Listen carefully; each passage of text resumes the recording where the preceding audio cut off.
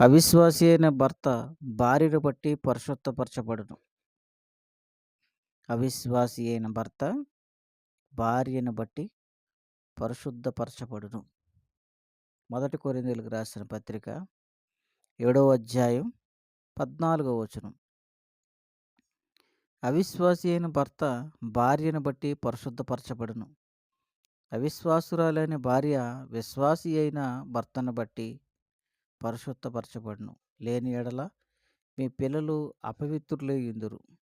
ఇప్పుడైతే వారు పవిత్రులు. ఎప్పుడైతే అవిశ్వాసి అయిన భార్యను కలిగిన భర్త కానీ, భర్తను కలిగిన భార్య కానీ ఎవరైనా అవిశ్వాసిగా ఉంటే వారు ఒకరిని బట్టి ఒకరు రక్షణని పొందగలరు. అంటే రక్షణ అంటే ఈ యొక్క భూమి మీద ఉన్నటువంటి ప్రమాదము నుండి, లోకంలో ఉన్నటువంటి సమస్యల నుండి రక్షింపబడటానికి అవకాశం ఉంటుంది. ఈ మాటలు మనం చూసినప్పుడు అబీగయీలుని జ్ఞాపకం చేసుకోవాలి. అబీగయీలు తన విశ్వాస్యతను బట్టి, తన యొక్క మంచితనాన్ని బట్టి, తన ముందు చూపును బట్టి సుబుద్ధి కలిగినటువంటి జీవితాన్ని జీవించింది. 1 సమూయేలు 25వ అధ్యాయం 2వ వచనం చూసినట్లయితే, కర్మెలులోని మయోను నందు ఆస్తిగలవాడొకడు కాపురముండెను. అతడు బహు భాగ్యవంతుడు. అతనికి 3000 గొర్రెలను 1000 మేకలను ఉండెను. అతడు కర్మెలులో తన గొర్రెల బొచ్చు కత్తిరించుటకే పోయి ఉండెను. అతని పేరు నాబాలు. నాబాలు అనే ఒక వ్యక్తి ఉన్నాడు. అతడు భాగ్యవంతుడై ఉండి ఆస్తిగలవాడుగా ఉన్నాడు. అతనికి ఒక భార్య ఉన్నది. ఆమె పేరు అబీగయీలు. ఈమె ఎలాంటి బుద్ధి కలిగి ఉన్నదంటే, ఈ స్త్రీ సుబుద్ధి గలదై రూపవతి అయి ఉండెను. ఈమె మంచి బుద్ధి కలదై ఉన్నది. రెండవదిగా రూపవతి అయి ఉండెను. అయితే చర్యలను బట్టి చూడగా నాబాలు మోటువాడును దుర్మార్గుడై ఉండెను.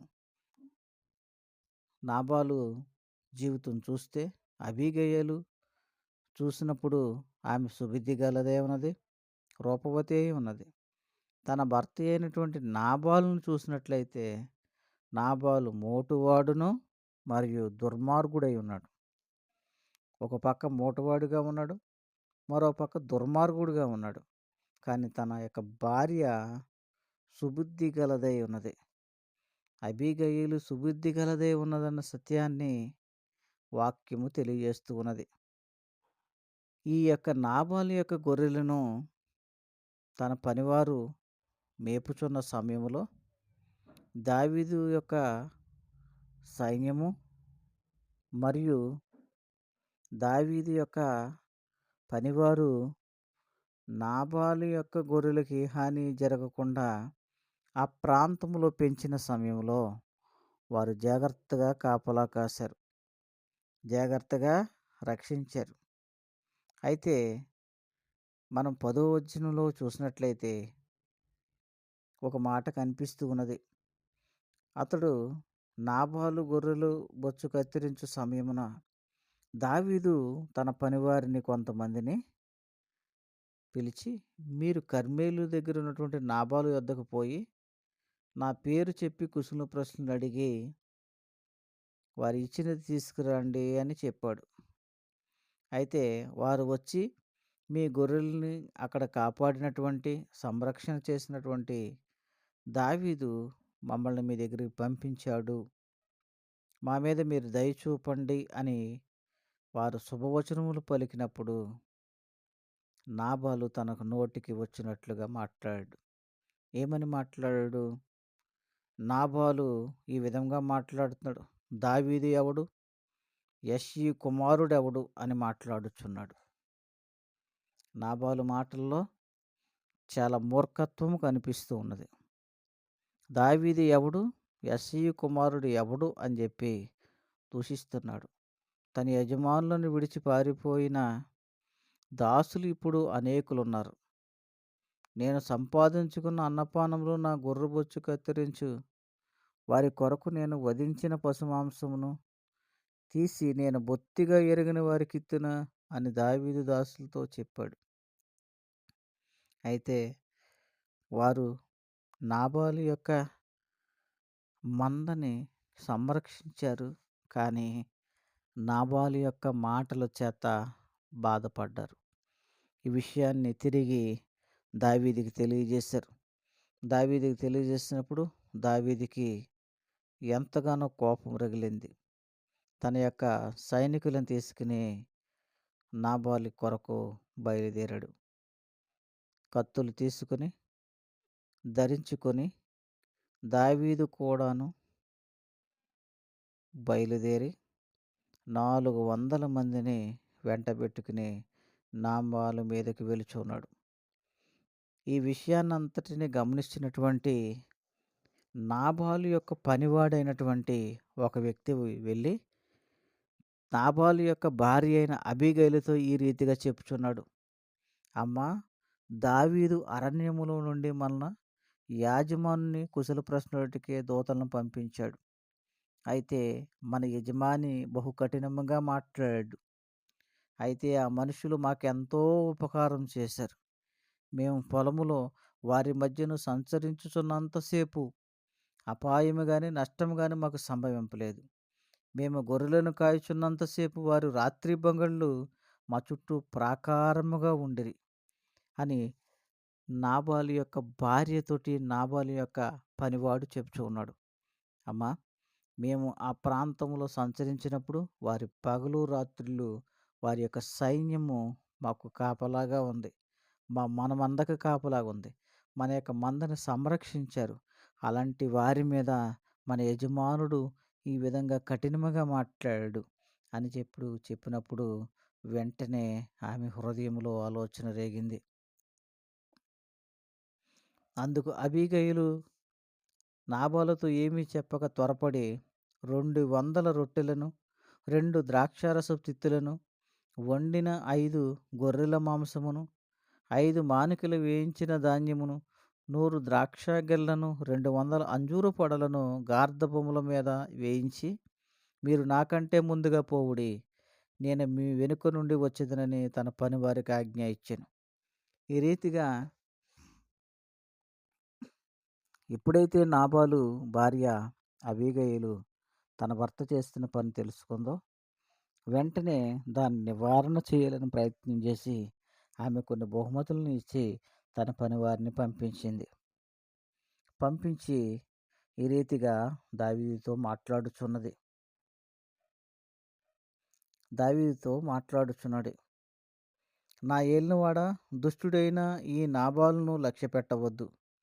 అతని పేరు అతని గుణములను సూచించుచున్నది. అతని పేరు నాబాలు అనగా మూర్ఖుడు అని అర్థం. అతని పేరుకు తగ్గట్టుగా అతడు తన జీవితమును జీవిస్తూ ఉన్నాడు. నా ఏలినవాడు పంపించిన పనివారు నాకు కనబడలేదు. నా ఏలినవాడా, యెహోవా జీవము తోడు, నీ జీవము తోడు, ప్రాణహాని చేయకుండా యెహోవా నిన్ను ఆపియున్నాడు. నీ చెయ్యి నిన్ను సంరక్షించెనన్న మాట నిజమని యెహోవా జీవము తోడు, నీ జీవము తోడు అని ప్రమాణం చేయుచున్నాను. నీ శత్రువులను నా ఏలినవాడవైన నీకు కీడు చేయని ఉద్దేశించి వారందరూ నాబాలు వలె ఉందురుగాక అని అబీగైలు పలుకుచున్నది. అయితే నేను నా ఏలినవాడగు నీ యొద్దకు తెచ్చిన ఈ కానుకను నా ఏలినవాడగు నిన్ను వెంబడించు పనివారికి ఇప్పించి నీ దాసురైన నా తప్పు క్షమించుము.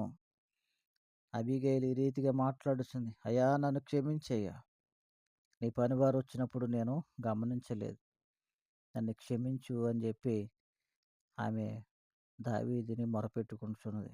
నా ఏలినవాడవగు నీవు యెహోవా యుద్ధకాలము చేయుచున్నావు గనుక నీవు యుద్ధములను చేయుచున్నావు గనుక నా ఏలినవాడవగు నీకు ఆయన శాశ్వతమైన సంతతినిచ్చును. నీవు బ్రతుకు దినములన్నిటిను నీకు అపాయము కలుగకుండును. నిన్ను హింసించుటకైనను నీ ప్రాణము తీయుటకైనను ఎవడైనా ఉద్దేశించిన యెడల నా ఏలినవాడగు నీ ప్రాణము నీ దేవుడైన యెహోవా యొద్దనున్న జీవపు మూటలో కట్టబడును. ఒకడు ఒడిసెలతో రాయి విసిరినట్లు ఆయన నీ శత్రువుల ప్రాణమును విసిరివేయును. యెహోవా నా యేలినవాడవగు నిన్ను గూర్చి సెలవిచ్చిన మేలంతటిని నీకు చేసి, నిన్ను ఇశ్రాయేలు మీద అధిపతిగా నియమించిన తరువాత, నా యేలినవాడవగు నీ రక్తమును నిష్కారణముగా చిందించుటకే గాని, నా యేలినవాడవగు నీవు పగ తీర్చుకున్నందుకే గాని, మనోవిచారమైనను, దుఃఖమైనను నా యేలినవాడగు నీకు ఎంత మాత్రమును కలగకపోవునుగాక. యెహోవా నా యేలినవాడగు నీకు మేలు చేసిన తరువాత, నీవు నీ దాసురాలనగు నన్ను జ్ఞాపకం చేసుకొనుము అని. ఎంత చక్కగా మాట్లాడుచున్నదో చూడండి. నన్ను జ్ఞాపకం చేసుకో నువ్వు అని చెప్పి అందుకు దావీదు ఈ రీతిగా మాట్లాడుచున్నాడు. నాకు ఎదురుపట్టుగా నిన్ను పంపించిన ఇశ్రాయేలు దేవుడైన యెహోవా స్తోత్రము కలుగునుగాక. దేవునికి స్తోత్రం. నేను పగ తీర్చుకొనకుండా ఈ దినమున ప్రాణము తీయకుండా నన్ను ఆపినందుకే నీవు ఆశీర్వాదం నందుదువుగాక. నీవు చూపిన బుద్ధి విషయమే నీకు ఆశీర్వాదము కలుగునుగాక అని దావీదు ఏ కుటుంబాన్నైతే నాశనం చేయటానికి వెళుచున్నాడో ఆ కుటుంబంలో ఉన్నటువంటి సుబుద్ధి కలిగిన స్త్రీని ఆశీర్వదిస్తున్నాడు. సుబుద్ధి కలిగినటువంటి స్త్రీని ఆశీర్వదిస్తున్నాడు. ఎందు నిమిత్తం అంటే ఆమె సుబుద్ధి కలిగి ఉన్నది గనుక తన భర్తని ఆమె రక్షించుకోగలిగింది. అబీగయలు తన భర్త దోషమును తన దోషముగా ఒప్పుకొనుచు ప్రార్థించెను. తన భర్త చేసిన పాపాన్ని, ఆ తప్పుని తన తప్పుగా భావించి ఆమె దోషాన్ని ఒప్పుకుంటూ ప్రార్థన చేసింది. సుబుద్ధి కలిగిన అబీగయలు వలె నీవెన్నడైనా నీ భర్త కొరకు యేసయ్య పాదాలు పట్టుకుని ప్రార్థన చేసావా? ఓ సహోదరి, నీ భర్త కొరకు నీవు ప్రభువు పాదాలు పట్టుకుని ఆయన తప్పుల్ని నీ తప్పులుగా భావించి, ఆయన చేసే పొరపాట్లని నీ పొరపాటుగా భావించి, నీ భర్తను మన్నించమని, నీ కుటుంబాన్ని కాపాడమని ఎప్పుడైనా ప్రార్థన చేసావా? ఓ సహోదరి, ఈ రోజు నుండి ఈ వాక్యం విన్న తరువాతైనా నీ భర్త కొరకు ప్రార్థించి. ఓ సహోదరుడా, నీ భార్య పొరపాటుని నీ పొరపాటుగా మన్నించి, భావించి ఇక నుంచైనా ఆమెను రక్షించుకోవటానికి నీవు ప్రార్థించే. అవిశ్వాసి అయిన భార్య కొరకు భర్త ప్రార్థన చేయాలి. అవిశ్వాసి అయిన భర్త కొరకు భార్య ప్రార్థన చేయాలి. అబీగయీలు తన భర్త కొరకు సుబుద్ధి కలిగి ప్రార్థన చేసింది, వేడుకుంది.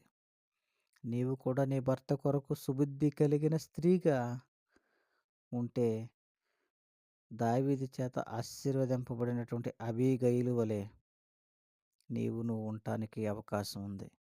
కనుక అబీగయీలుని విషయం మనం గమనించినప్పుడు ఆమె సుబుద్ధి కలిగి అందమైనదిగా ఉన్నది. సహోదరి, నీవును కూడా ఎప్పుడైతే ఒక స్త్రీకి సుబుద్ధి కలిగి ఉంటుందో ఆమె రూపవతిగా కనిపిస్తుంది. కనుక ఈ లోక అందమును బట్టి కాక సుబుద్ధి కలిగి అందమైనటువంటి స్త్రీగా నీవు ఉండాలని ఆశపడినట్లయితే నీ భర్త నీ పొరపాట్లని బట్టి నీ దేవుని పాదాల చెంతకొచ్చి, అయ్యా, మా తప్పుల్ని మన్నించు తండ్రి, మా పట్ల నీ కృప చూపు తండ్రి, మా మీద నీ ఆదరణ చూపించుము తండ్రి, మా కొరకై నీవు చేసిన త్యాగాన్ని మేము జ్ఞాపకం చేసుకుంటున్నామయ్యా, మమ్మల్ని క్షమించు తండ్రి అని ప్రార్థించే స్త్రీగా, ప్రార్థించే పురుషుడిగా ఉండవలసిన అవసరం ఉన్నది. అబీగయలు ప్రార్థించే సుబుద్ధి కలిగినటువంటి స్త్రీ కనుక ఆమె ఆశీర్వాదం పొందుకుంది. ఇక నుంచి నువ్వు సుబుద్ధి కలిగి ఉంటావా?